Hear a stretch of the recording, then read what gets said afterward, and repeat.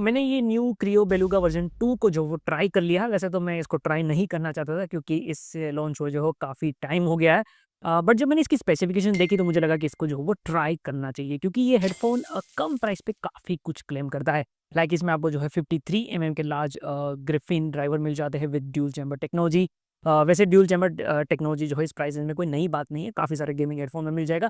But एक large 53 MM driver वो भी ग्रिफिन जो इस प्राइस रेंज में डेफिनिटली रेयर है। शायद ही किसी और इस प्राइस रेंज के हेडफ़ोन में आपको देखने को मिलेगा। मोस्टली 7000 से 15000 रुपीज़ के हेडफ़ोन में ये देखने को मिलता है। But as I always said कि ड्राइवर टाइप, ड्यूल चैम्बर वो सब सेकेंडरी होता है। सबसे ज़रूरी होता है कि इसकी जो ट्यूनिंग है वो कैसी है। सो चलिए without wasting any time check करते हैं कि इसकी जो गेमिंग साउंड क्वालिटी है वो कैसी है। नॉर्मल गेम के अलावा एपीएस कॉम्पिटिटिव गेमिंग के लिए कितना आइडियल ऑप्शन है और इस प्राइस रेंज के जो दूसरे बेस्ट कॉम्पिटिटर है जो मैं ऑलरेडी ट्राई कर चुका हूँ, उसके कंपेयर में ये कैसा है। So let's find out. Look wise वैसे तो अच्छा ही लगता है ये headphone. HyperX cloud similar look जो आपको इसका मिल जाता है। ऑफ कोर्स बिल्ड वैसी नहीं है।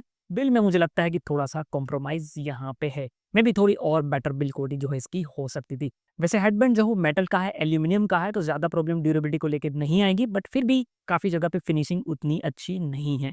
वो ड्यूरेबिलिटी वाली फ़ील जो है इसमें नहीं दिख रही, बट ठीक है, प्राइस कम है तो ज़्यादा कुछ हम कह नहीं सकते। वैसे इस प्राइस रेंज के जो ज़्यादातर हेडफ़ोन हैं उनकी कहानी कुछ वैसी ही है। एंड डोंट वरी, बहुत खराब बिल्ड भी नहीं है। मेरा तो काम है रिव्यू करना, तो मैं तो कहूँगा ही। एवरेज बिल्ड कह सकते हो एंड इंप्रेशन इसका अच्छा है, सिंपल है, no branding, no RGB light, clean simple look है जो अच्छा लगता है। केबल की क्वालिटी काफ़ी अच्छी है, ब्रीडेड केबल है, काफ़ी हद तक जो वो टेंगल फ्री है। बाकी कंफर्ट अच्छा है इसका, एयर कप वैसे ज़्यादा रोटेटेबल नहीं है, बट हेडबैंड फ्लेक्सिबल है तो ज़्यादा प्रॉब्लम नहीं आएगी। वैसे हेडफ़ोन काफ़ी लाइटवेट है, तो ये भी रीज़न है कि ये कंफर्टेबल है।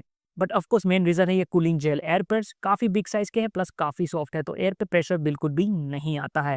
एंड ये इंडियन वेदर के लिए जो है बेस्ट है, क्योंकि मटेरियल ये जो वाला जो होता है स्वेटिंग में प्रॉब्लम नहीं देता, तो कम्फर्ट वाइज़ जो है ये अच्छा है। मैं 3 अवर्स प्लस इसको जो है कंटिन्यूअस यूज़ कर चुका हूँ। नो हीट, नो प्रेशर, मुझे काफ़ी कंफर्टेबल लगा। Even small, medium, big size head कोई भी हेड साइज़ हो आपकी, आपको कम्फर्ट को लेके इसमें प्रॉब्लम वैसे नहीं आएगी। वैसे मैं अभी जो है बताना भूल जाता कि इसके जो ये big size cooling gel pad है, उसके 2 बेनिफिट इस हेडफ़ोन को जो वो मिलते हैं। पहला तो एक तो नॉइज़ आइसोलेशन काफ़ी अच्छा हो गया है इस हेडफ़ोन का। बाहर का बहुत कम नॉइज़ जो है अंदर सुनाई देता है। एंड दूसरा एक प्रॉपर एयर सेल फिटिंग मिल जाती है, तो बेस रिस्पॉन्स इसमें लीक नहीं होता है। तो ऑडियो में इसका बेनिफिट डेफ़िनिटली मिलता है। माइक्रोफ़ोन इसमें फ्लिप टू म्यूट है, of course is better than physical button. Control के लिए यहाँ सिर्फ़ आपके पास यहाँ पे वॉल्यूम व्हील है। अगर माइक्रोफ़ोन की क्वालिटी की हम बात करें, तो अभी मैं ये ऑडियो जो है इसके माइक्रोफोन से ही जो है रिकॉर्ड कर रहा हूँ। वॉइस तो नेचुरल एंड क्लियर जो है ये कैच करता है, उसमें कोई भी प्रॉब्लम नहीं है। बट वॉइस की वॉल्यूम इसमें थोड़ी-सी कम कैच होती है बिकॉज़ माइक्रोफोन तो जो है वो फ्लेक्सिबल है बट एडजस्टेबल उतना ज़्यादा नहीं है। तो उसकी प्लेसमेंट थोड़ी-सी जो है वो दूर रहती है, प्लस साइज़ छोटी है, तो ऑफ कोर्स ये भी जो है एक रीज़न है। एंड साथ में यहाँ पे जो मैं कीबोर्ड उसका यूज़ कर रहा हूँ मेरा, सो आप उसकी भी आवाज़ थोड़ी बहुत आपको आ रही होगी। बट ये ठीक है, इतना तो जो है वो रहेगा। तो ओवरऑल माइक्रोफ़ोन बहुत अच्छा है, इसमें नहीं कह सकता। डेफ़िनिटली इस प्राइस रेंज में हाइपरएक्स रेज़र के हेडफ़ोन्स हैं, उसमें डेफ़िनिटली इससे थोड़ा-सा बेटर माइक मिलता है। बट अगेन ये क्वालिटी भी जो है वो एक्सेप्टेबल है। इन गेम या फिर डिस्कॉर्ड में यूज़ किया है मैंने एंड टीममेट को कोई प्रॉब्लम जो है आपको सुनने में नहीं आती है। Now let's talk about the sound quality. So मैंने इसको PUBG, PC, CSGO and mobile में बीजीएमआई में जो है इसको टेस्ट किया है। इसके अलावा ऑफ कोर्स मैंने मूवी एंड म्यूज़िक में भी जो है इसको टेस्ट किया है। एंड साथ में मैं इसको जो है अपने खुद के सॉफ्टवेयर गीकमैन ऑडियो लैब पे जो है इसको टेस्ट कर चुका हूँ, जिसमें 30 plus different headphone, IEM, earbud testing steps होते हैं। गेमिंग के अलावा कॉम्पिटिटिव गेमिंग के लिए डेडिकेटेड टेस्ट है, प्रीसेट इक्वलाइजर ट्यूनिंग मोड भी है। अभी ये बीटा टेस्ट में है, जल्दी ये खत्म हो जाएगा एंड जैसे इसमें मैं यूआई चेंज करूँगा, आप जो है मेरी वेबसाइट गीकमैन से इसको डाउनलोड कर पाओगे। सो सारे डिटेल टेस्टिंग के बाद अगर मैं बताऊँ तो मैंने इस हेडफ़ोन का जो फर्स्ट वेरिएंट था वो भी ट्राई किया है, 2 साल पहले आई थिंक मैंने उसको ट्राई किया था। उसके कंपेयर में डेफिनिटली इस हेडफ़ोन में जो है वो इम्प्रूवमेंट है। ट्यूनिंग में इम्प्रूवमेंट ज़्यादा नहीं है, बट हाँ, ड्यूल चैम्बर और ग्रिफिन ड्राइवर की वजह से जो है ज़्यादा इम्प्रूवमेंट फ़ील हो जाती है ना। ऑफ कोर्स और लार्ज 53 एमएम ड्राइवर साइज़ है, तो उसका भी थोड़ा-सा जो है कंट्रीब्यूशन है। वैसे आई थिंक इस प्रेज़ेंट में यही एक गेमिंग हेडफ़ोन है जिसके अंदर आपको जो है ग्रिफाइन ड्राइवर मिल जाता है इस प्रेज़ेंट में। आई थिंक दूसरा कोई हेडफ़ोन नहीं है। हाइपरएक्स स्टिंगर 2 को या फिर razor Black Shark version 2X या फिर एक्सा E900 प्रो, तो उसमें आपको पेड या फिर माइलर ड्राइवर मिलता है। ग्रिफिन ड्राइवर जो है वो नहीं मिलता। अब ग्रिफिन ड्राइवर का जो है फ़ायदा एक तो ये होता है कि एक तो ये काफ़ी स्ट्रॉन्ग होता है, तो हाई बेस पे फ्लेक्स बिल्कुल भी नहीं करता, तो डिस्टॉर्शन ऑडियो में कम आता है। मोस्टली हाई बेस ऑडियो में आपको इसका फ़र्क दिखेगा। उसके अलावा लाइट वेट होता है तो काफ़ी फ़ास्ट रिस्पॉन्स देता है, तो साउंड थोड़ा-सा आपको जो है क्रिस्प लगता है। उसके अलावा कम पावर पे ज़्यादा एयर पुश करता है, तो थोड़ा क्लीन साउंड जो है ये ऑफ़र करता है। वैसे मुझे डाउट है कि एक्चुअल में इसमें ट्रू ग्रेफाइन ड्राइवर है या नहीं, बिकॉज़ थोड़ा-सा डिस्टॉर्शन तो ऑडियो में है। बट एनीवे प्राइस कम है तो ऑफ कोर्स ड्राइवर क्वालिटी में फ़र्क होगा, 19-20 का फ़र्क तो जो वो आएगा ही। बाकी ओवरऑल एक वी शेप ट्यूनिंग है, इसकी बेस पे ज़्यादा फ़ोकस है, but thanks to dual chamber and tuning bass mid में जो है बिल्कुल भी मिक्स नहीं होता है। जो एज़ अ गेमिंग हेडफ़ोन अच्छा साइन है। सो गेमिंग में अगर कॉम्प्लेक्स सिचुएशन हो रही है जहाँ पे ग्रेनेड ब्लास्ट हो रहा है, साथ ही में व्हीकल अप्रोच अगर एक साथ हो रहा है, तब भी आपको फुटस्टेप जो है ईज़िली डायरेक्शन के साथ सुनाई देते हैं। तो ये अच्छा है। बाकी लो बेस में डिटेल थोड़ी-सी कम है, पर ठीक है। मिड बेस थोड़ा-सा एलिवेटेड है, बेस वार्म एंड पंची लगता है, अपर मिड काफ़ी क्लियर है, जो गेमिंग हेडफ़ोन में होना चाहिए बिकॉज़ फुटस्टेप वहीं पे जो हो सुनाई देते हैं। तो वो जितना क्लियर, वाइड और डिटेल हो, उतना अच्छा है एंड इसमें जो है इस हेडफ़ोन में वो डिसेंट है।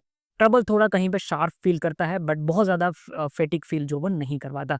अगर गेमिंग के हिसाब से अगर मैं बताऊँ तो पबजी, पीसी, सीएसगो, बीजीएमआई में आपको फुटस्टेप डायरेक्शन, व्हीकल और बुलेट फायर डायरेक्शन ईज़िली इसमें सुनाई देते हैं। तो डायरेक्शनल साउंड इसमें अच्छा है, सेपरेशन अच्छा है, ड्यूल चैम्बर एक्चुअली यहाँ पे काम आता है एंड जैसा मैंने कहा था कि कॉम्प्लेक्स सिचुएशन में भी फुटस्टेप आपको इसमें ईज़िली सुनाई देते हैं। लेकिन एक चीज़ है जैसा कि मैंने कहा था कि ट्रबल इसमें थोड़ा-सा शार्प है एंड वेलोरेंट की जो ट्यूनिंग है वो वैसे भी थोड़ी-सी शार्प है, तो उसमें आपको थोड़ा-सा ये अनकंफर्टेबल लगेगा। बट ये प्रॉब्लम आप इक्वलाइज़र से जो वो सोल्व कर सकते हो। एंड इतनी मेहनत अगर आपको नहीं करनी है एंड सिर्फ वैलोरेंट के लिए आप कोई गेमिंग हेडफ़ोन देख रहे हो then Razer Black Shark version 2X जो आप इस प्राइस रेंज में देख सकते हो वो बेटर है क्योंकि उसमें थोड़ी-सी ट्यूनिंग जो है वो बैलेंस है। बाकी दूसरे गेम्स के लिए इसकी ट्यूनिंग जो है वो अच्छी है। इवन मूवी म्यूज़िक के लिए भी ये ठीक है। लोअर मिड में डिटेल कम है, थोड़ा-सा वोकल में है जो वो क्लैरिटी नहीं है बट ये एक गेमिंग हेडफ़ोन है and as a budget gaming headphone plus music headphone ये ठीक है। बाकी कॉम्पिटिटिव गेमिंग के लिए क्या ये सही है नहीं क्योंकि काफ़ी सारे लोग जो है मुझे हमेशा कमेंट में पूछते हैं। तो मैं हमेशा से रिकमेंड करता हूँ कि अगर कॉम्पिटिटिव गेमिंग के लिए अगर आप कोई हेडफ़ोन खरीदना चाहते हो तो ₹5000 का बजट जो है वो भूल ही जाओ। या फिर आप कर सकते हो कि इस प्राइस रेंज में जो है कोई बैलेंस ट्यूनिंग वाला इन-ईयर मॉनिटर ईयरफ़ोन जो है वो खरीद लो वो ज़्यादा बेटर है। क्योंकि कॉम्पिटिटिव गेमिंग के लिए एक balance audio plus mid range अच्छा होना चाहिए एंड सबसे मेन इमेजिंग बहुत अच्छा होना चाहिए। तो इस प्राइस रेंज में सिर्फ़ वो आईएम के अंदर ही जो आपको मिलेगा उसमें भी 1-2 ही अच्छे हैं, तो गेमिंग हेडफ़ोन में आपको जो है वो नहीं मिल पाएगा। बाकी ओवरऑल मेरे हिसाब से प्राइस के हिसाब से ये क्रियो बेलुगा वर्ज़न 2 अच्छा गेमिंग हेडफ़ोन है। इसमें अभी के लिए बेस्ट आप गेमिंग हेडफ़ोन अंडर ₹3000 डेफ़िनिटली जो है इसको कह सकते हो। अगर कंपेयर करें इस प्राइस रेंज के दूसरे सबसे best selling headphones like HyperX Stinger 2, Razer Black Shark version 2, EKSA E900 pro and Stinger 2 core, then बहुत ज़्यादा इन सब में जो है फ़र्क नहीं है। अगर शॉर्ट में यहाँ पे कहूँ तो ये भी जो है उतना ही अच्छा है। हाँ, बिल वाइज़ ये डेफ़िनिटली उससे थोड़ा-सा पीछे रहेगा। साउंड क्वालिटी ब्लैक शार्क और स्टिंगर 2 में जो है डेफ़िनिटली थोड़ी-सी बेटर है, बट कम्फ़र्ट वाइज़ ने बाकी